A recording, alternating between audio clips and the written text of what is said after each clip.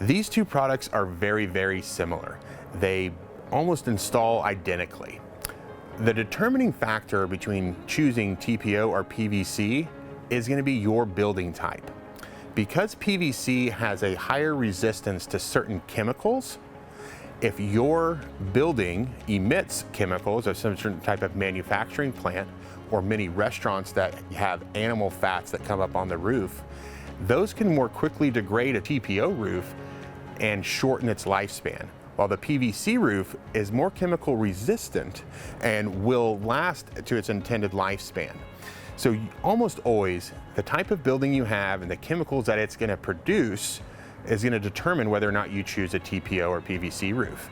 If you just have a warehouse, you're probably going to go with TPO because TPO is a little bit less expensive. And if you don't have those chemicals coming out, it's going to last as long as long as a PVC roof.